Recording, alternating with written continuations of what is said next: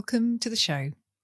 I have a few questions for you today, and these questions are designed to help you get a really good close look at your current situation, to help you square up and take a good look in the face at what's going on in your world right now. Because it's not necessarily an easy exercise. However, it is a very necessary exercise to see where you're at so that you can maybe see the blind spots or see the things that you're not recognizing because you're so busy in your everyday world, getting on with what you need to get on with, that you may be just not stopping and taking stock of where you're at and seeing where the tweaks and changes may need to happen. So let's dive in straight away to help you, basically designed to help you get some more clarity around your current situation. So here goes. So first question for you, and these are for you to just think in your own mind or perhaps to work through.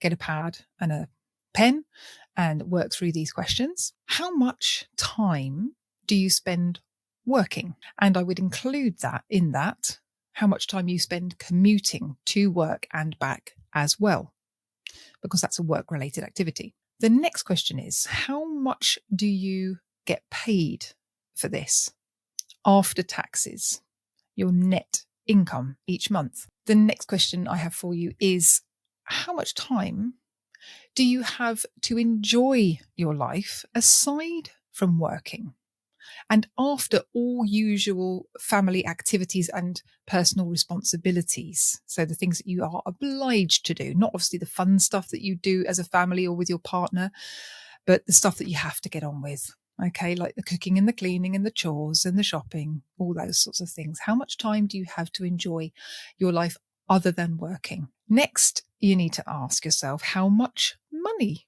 you have left to spend on that time enjoying yourself. How much is left for you at the end of each month so that you can go out and have some fun? When you take the time to work this out for yourself, once you've really worked through those questions and got the answers, I want you to really take stock of how it makes you feel, because perhaps you already know that an awful lot of your energy and resources are going to work activities and activities that, just take an awful lot of your time, resources, energy, money, etc. And there's not an awful lot left for you. And I'm not talking about being selfish here. I'm just helping you to recognize, well, what am I doing this all for? And how much time am I actually going to spend enjoying my own life? Right? So once you've figured out how it makes you feel, you need to ask yourself, are you in the place that you'd like to be? Or do you feel that your life could do with a few tweaks here and there to start making changes? So we're going to go through a typical example, really, I would say, taking a kind of a very typical working example. Let's say, I'm going to work through this with you. Say you work a normal 40-hour week, right? 9 to 5. And it takes you an hour to commute each way to work. Okay. Many people work from home these days, so they don't necessarily have the commute. But sometimes you have the odd month that you have to pop into the office a few times or what have you. So whatever it is for you, you need to work it out for yourself. But I'm just taking the average example of a 40-hour week with an hour commute time there to work and an hour's commute time back. So this means technically that you're involved in working activities for 50 hours a week. All right. Now say that you're earning £40,000 gross income before tax. So after tax and after national insurance, this equates to £30,500 a year. Or you may want to look at it in a monthly sense, which is £2,647 a month, or £610 a week, if we're going to really break it down. Now, say that you have a family with 2 children. Okay, the average, as well as a share of your usual responsibilities to maybe do some cooking, cleaning, bit of washing up, washing, shopping, other chores, etc. All the usual things that you have to do in a family situation. Then you may perhaps be lucky enough to have a couple of hours to do the things that you would like to do each evening after work, and maybe say 4 hours each day at the weekend. Yeah. probably quite fair to say, if I look back on my own life and I look back on the hours that I have spent and the years that I spent working and building up our life right now, and having the responsibilities that I had to look after the household as well as do all those activities, it's probably about right. And so that's just a total of 18 hours a week doing the things that you want to do. And let's face it, some of these hours that you get to yourself, you're just going to be too damn tired to do anything else. You may just want to rest, relax, chill, and not do very much, which is absolutely fine, of course. However, if you actually want to do things that, activities that you want to do, or go out places, or spend time with people that you would love to spend time with, then 18 hours a week is not an awful lot. Okay? So that's the time element. Just think about it for yourself.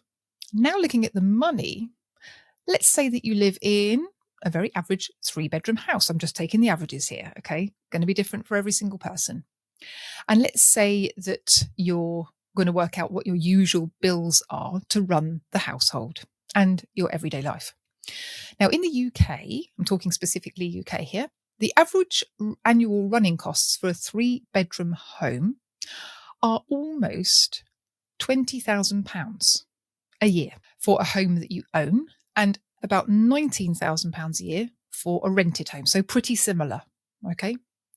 Pretty exact. So this is equivalent to £1,634 a month for an owned home and £1,576 a month for a rented home. So let's take a look at some of the average costs of running a home in the UK. So a mortgage or rent amount that you would have to spend, which we've just spoken about a little bit, is £1,345 a month. Council tax that you have to pay is an average of £149.30 a month.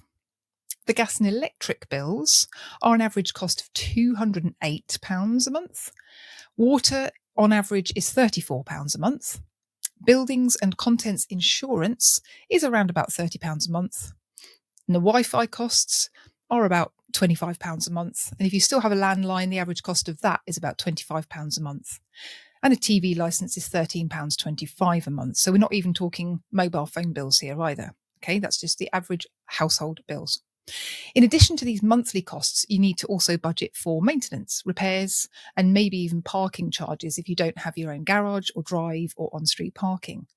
And of course, if you own a leasehold property, which is usually a flat, so doesn't apply to a 3-bedroom house, but if you do own a flat and you need to take that into account, make sure that you account for the ground rent and the service charge as well. Of course, after these household expenses, you have food to buy, don't you? Of course. How are you going to survive?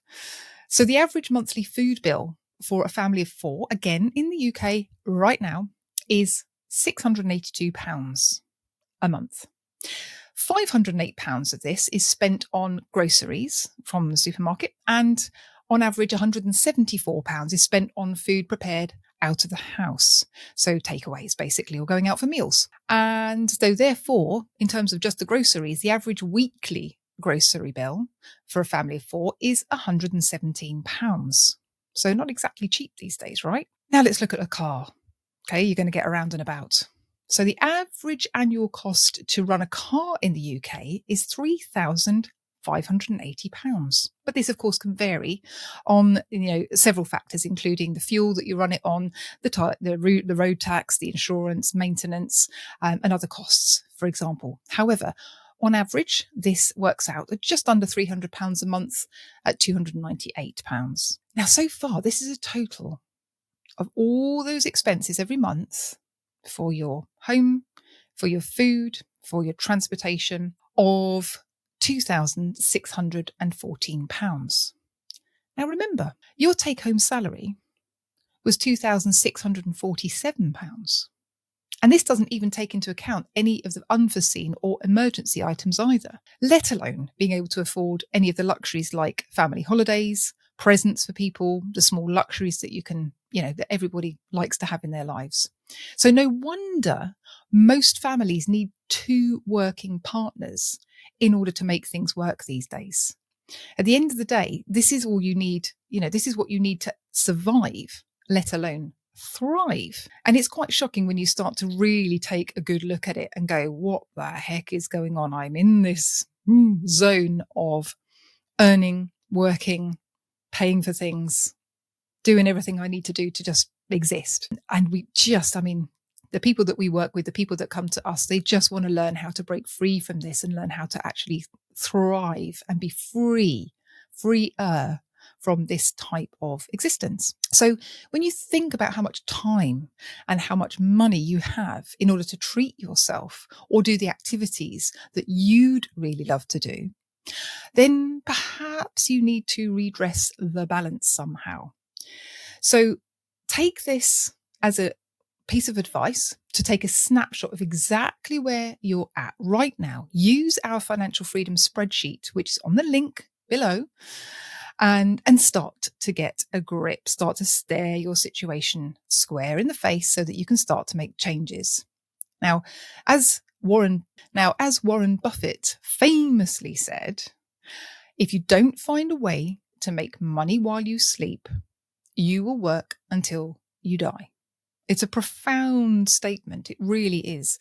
And the last episode I did dealt with starting to build different streams of income, because that's one of the key factors that will help you to break free from the type of hamster wheel or kind of rat race existence that most of us are kind of, shoehorned into in our lives. And so connect with that. Go and have a listen to that.